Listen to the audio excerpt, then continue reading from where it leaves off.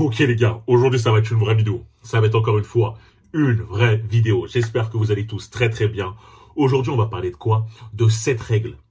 7 règles qui vont pouvoir tout simplement faire que vous allez développer un mental d'acier. Faire que vous allez pouvoir développer un mental solide. Grâce à ça, vous allez pouvoir vous surpasser et justement surpasser tous les obstacles que vous allez rencontrer dans votre vie. Pouvoir sortir de n'importe quelle grosse dépression que vous pouvez avoir, des difficultés que vous pouvez rencontrer lorsque vous êtes dans des relations, lorsque vous êtes tout simplement, même dans votre niveau professionnel, au niveau professionnel, tous ces obstacles-là qui peuvent vous chambouler l'esprit, vous faire douter. Si vous appliquez ces 7 règles-là, croyez-moi, vous allez pouvoir en sortir plus grand et même, au final, vaincre tous vos doutes et atteindre ce que vous souhaitez. Hein, aussi simple que ça. Donc je sais que vous êtes impatients, donc je vais vous les dire. Avant tout, vous connaissez la routine. N'oubliez pas de liker, de partager, de vous abonner. Même lâcher un commentaire dès maintenant, c'est pas mal. Ça m'aide beaucoup pour le référencement. De nous rejoindre là, mettez-moi sur Patreon. Contenu vrai, exclusif. On parle sans langue de bois, sans filtre. La prochaine vidéo en date, c'est comme je l'ai dit la dernière fois. C'est par rapport à comment devenir un véritable séducteur lors du premier rendez-vous. D'accord? Comment faire la différence, etc. Pour ceux que ça intéresse, lire dans la description et de me rejoindre sur Instagram, Brian.foril, voilà, pour discuter avec moi, la motivation. Bref, ça, je le répéterai à la fin. Les gars, pour que la vidéo ne soit pas trop longue, on va attaquer dès maintenant.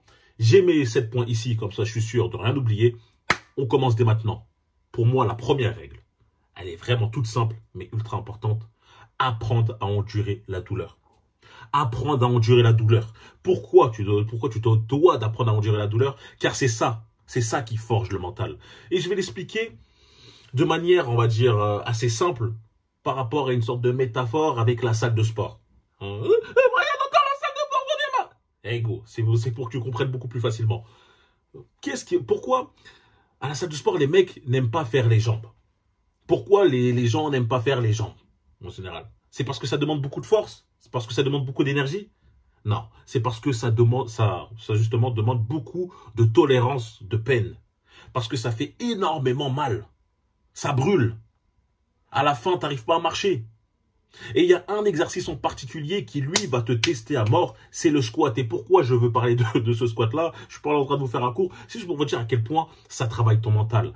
Lorsque tu fais du squat lourd, tu charges la barre. Dès le départ, tu dis, vas-y, je dois faire 10 reps. Boum, tu sors la barre du rack, tac, tac. Tu sens déjà le poids énorme sur tes épaules. Déjà, tu sens le poids. Tu dis, attends, c'est lourd et je vais réussir à faire 10 reps. On va voir. Boum, t'essayes, tu fais ta première rep. Et dès ta première rep, ça t'a brûlé. T'as mal. Limite, t'as galéré pour la soulever. Et là, tu commences à douter, à réfléchir, à dire, mais attends, il m'en reste encore 9. C'est impossible, j'ai jamais terminé. Et c'est là que ton mental advient. C'est là que ton mental intervient, ce que je veux dire.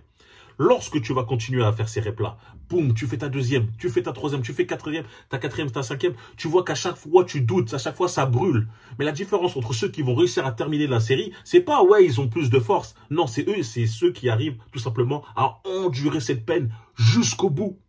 Jusqu'au bout. Et ça, c'est la réalité. D'accord? Le fait de pouvoir endurer la peine, les peines que vous pouvez tout simplement rencontrer, que ce soit les mauvaises nouvelles, les moments très compliqués que vous allez avoir, ça va faire la différence. Il y a une personne qui, lui, et sa meuf va le quitter, c'est la fin du monde. Il va s'enfermer chez lui, il va plus bouger, il va arrêter de manger. Maman, pourquoi tu m'as quitté? Je t'avais tout donné. Hein, vous avez vu cette vidéo, tu vois? Il y a des mecs leur monde s'effondre juste parce que leur femme, leur copine, les a quittés. Et t'as des mecs qui, eux, au contraire, par exemple, vont perdre un proche, perdre un parent, et pourtant continuer à avancer. Les gars, endurer la peine, endurer les moments difficiles, la douleur, malgré tout, on est humain, c'est-à-dire on va avoir mal.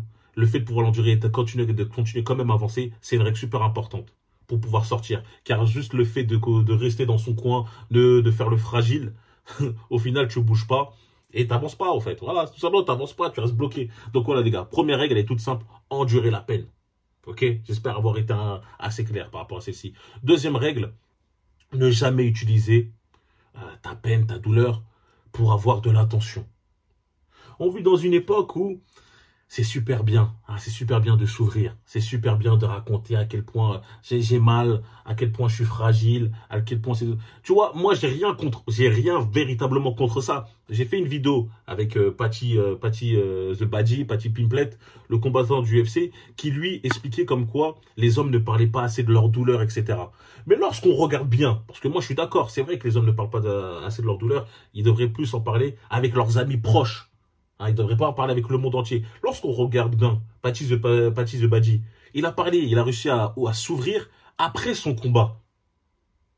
C'est-à-dire que, alors pour ceux, je vais resituer parce qu'il y a sans doute des personnes qui n'ont pas vu la vidéo. Patty The Badgie, c'est un combattant de l'UFC qui a appris deux grosses nouvelles. Un de ses meilleurs amis qui s'est malheureusement ôté la vie. Et qu'il était là, il aidait un enfant qui était atteint d'une maladie très grave, un cancer il me semble, etc. Et qui n'a pas su passer la nuit. Il a appris tout ça avant son combat. Il a enduré cette douleur-là.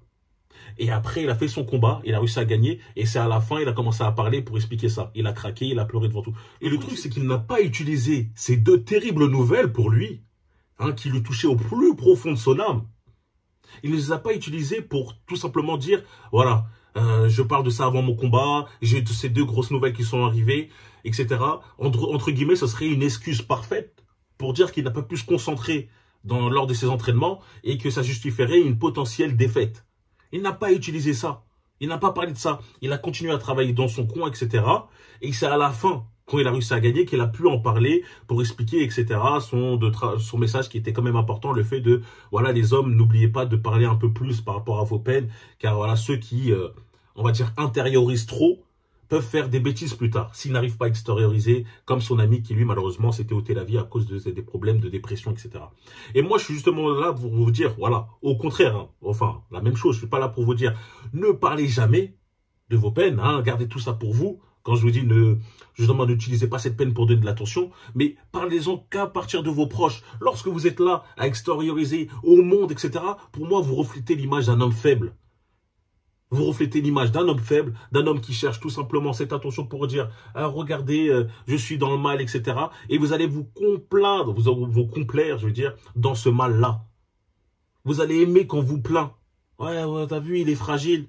T'as vu, il est pas bien et tout. Et vous allez, en fait, adopter automatiquement ces positions d'homme fragile, d'homme faible mentalement. Pas d'homme dur, d'homme capable de surpasser, de traverser la tempête. Et ça, c'est obligatoire, ça, c'est forcément à bannir. Pour être un homme solide, il faut être capable d'intérioriser cette peine-là. Et je sais qu'aussi, il n'y a pas de Pimplet, mais je sais que moi, par exemple, j'ai un ami que j'ai rencontré à la salle. Décidément, tout se passe à la salle de sport avec moi. Mais véritablement, je l'ai rencontré. Un mec qui est, on va dire, super bon délire, très ouvert. Il est marrant, il parle avec lui, etc. Forcément, j'ai bien accroché avec lui. J'ai commencé à m'entraider, on a commencé à devenir assez proches parce qu'il était aussi dans, on va dire, la même vision des choses par rapport à moi avec la vie de la vie, par rapport à moi tout simplement. Et à la fin, je vois que même cette personne-là, tu vois, lorsqu'on est proche, on devient vraiment pote, il commence un peu à s'ouvrir, à me parler et il me dit que lui aussi, il a des moments difficiles, il vit des petits moments de dépression lorsqu'il se retrouve seul, etc. Et ça, c'est important, car je me suis dit, en fait, cet homme-là, il est fort aussi. Il est fort mentalement, parce que, concrètement, moi, il m'aurait jamais dit ça, j'aurais absolument pas cru, vu la manière dont il est, etc. Mais voilà, c'est bien. Moi, ça m'a montré que c'était un homme qui était fort mentalement, et qu'en même temps, là, le fait qu'il ait vu en moi une personne qui était, entre guillemets, sincère, digne de confiance, etc., il a pu un peu extérioriser tout ça. Et voilà, ça fait pas de lui un homme faible. Mais je veux dire, le fait qu'il soit pas quelqu'un qui cherche à qu'on lui donne cette attention par rapport au fait qu'il vit des moments qui est très difficile par rapport à lui, montre qu'il a été fort. D'accord? Donc pour moi, cette règle-là, j'espère quand même ne pas trop m'être éparpillé, c'est le fait de ne pas s'ouvrir pour essayer d'avoir l'attention des autres par rapport à sa peine, à ses douleurs-là. Essayez d'intérioriser ça et simplement de l'extérioriser qu'avec un groupe très proche d'amis. Comme je le dis, vous avez 2, 3, 4 amis max. Je parle de vrais potes, pas de connaissances, ok? Donc voilà, ça c'était la deuxième règle. La troisième chose, gardez votre logique avant vos émotions.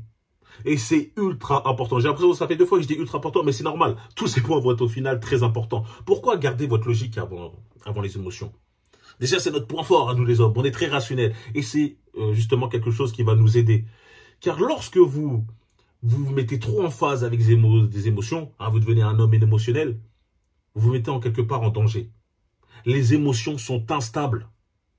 Un jour, tu peux te sentir au top du monde, comme étant le meilleur homme. Et le lendemain, ou même le lendemain, je dirais même 3 secondes après, être complètement en dépression, te sentir plus bactère. Il faut toujours garder une certaine logique face à une situation donnée.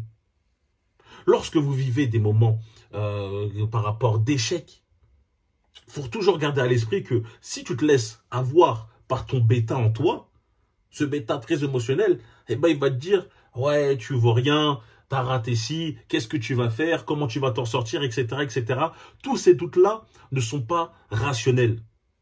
Car on peut toujours s'en sortir. Il y a toujours une porte de sortie si on met les actions en place nécessaires. Mais lorsqu'on écoute ce bêta-là, qui est lui ultra émotionnel, non, lui il va juste te dire, te balancer que des infos négatives pour qu'au final tu ne te relèves jamais. Les gars, gardez votre raison. Essayez de toujours voir le problème par A plus B, 1 plus 1, de manière mathématique, etc. Préparez un plan. Ouais, j'ai raté ça, qu'est-ce que je peux faire par la suite? Ne restez pas dans l'émotion.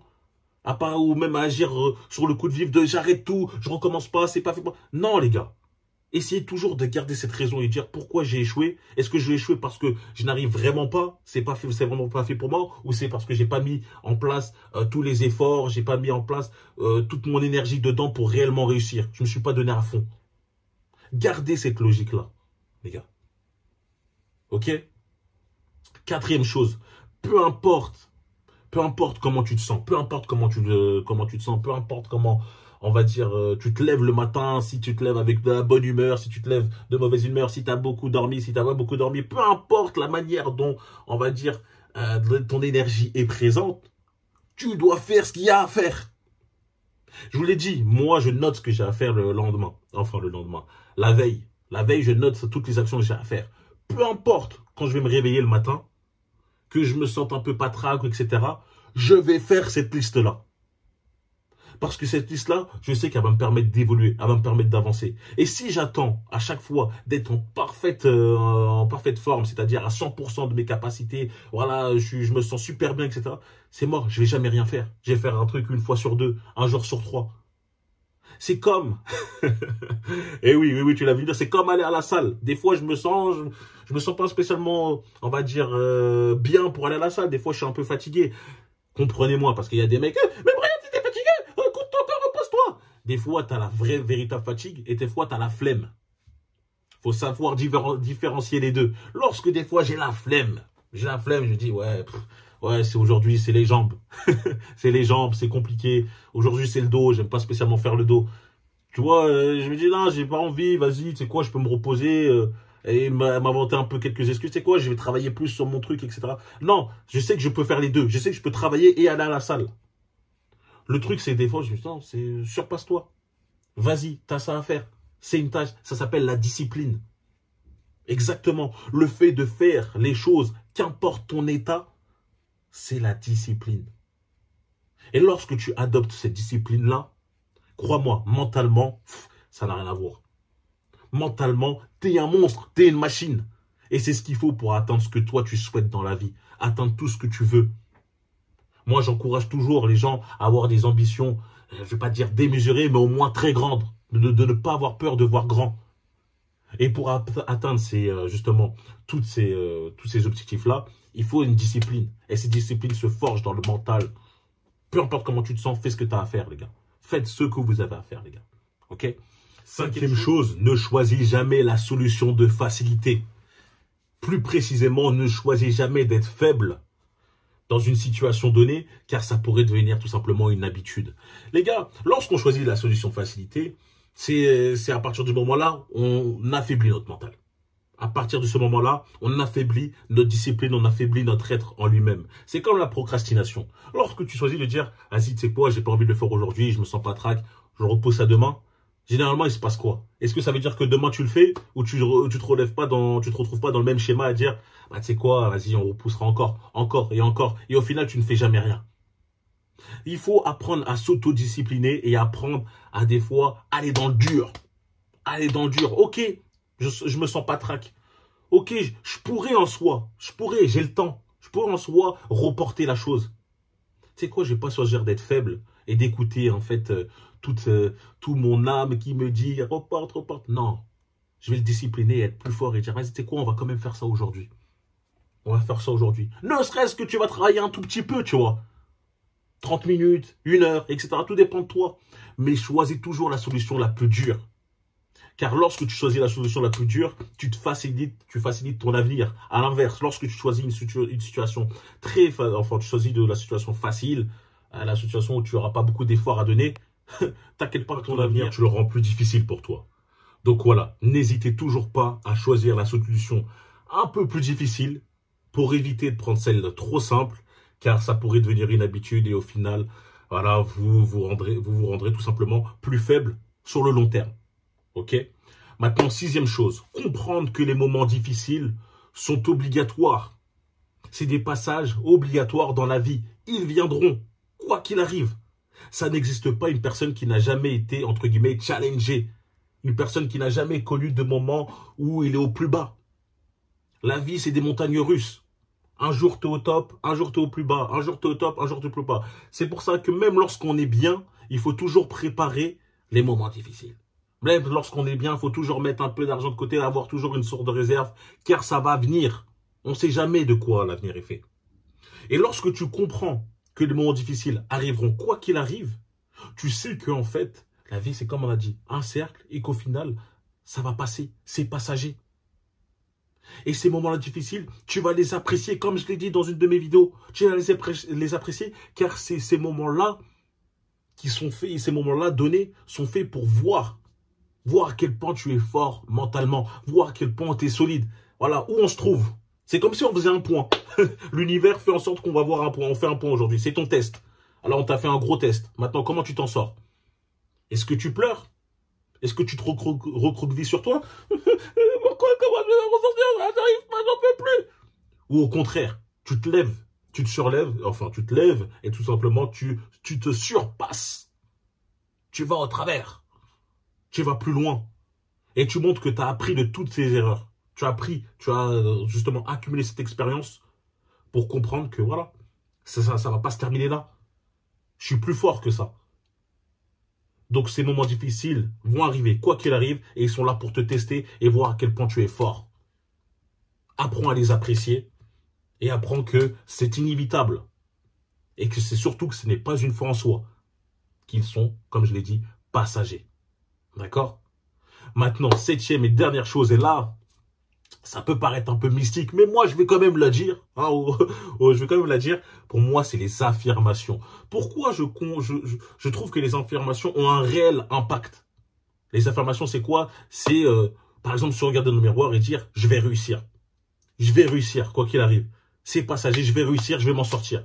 Ouais, il y a des mecs qui vont dire « mais t'es bizarre, tu te regardes dans le miroir tous les matins, tu dis « je vais réussir, je vais réussir ». Ouais, on pourrait croire que c'est fou, mais je vais vous donner une petite histoire par rapport à ça.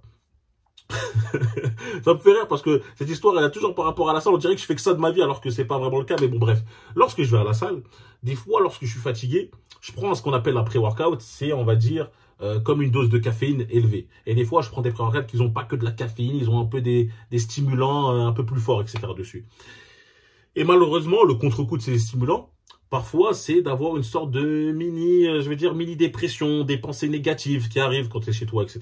Donc, quand tu as conscience que ça vient tout simplement du pré-workout, c'est pas toi, ça va. Mais je veux dire que pour passer outre, souvent ces petites phases-là, hein, le fait de dire mange des glucides et tout, souvent moi je me disais quoi, je me regardais dans le miroir et je me disais non, tu sais quoi, je vais bien, je vais bien.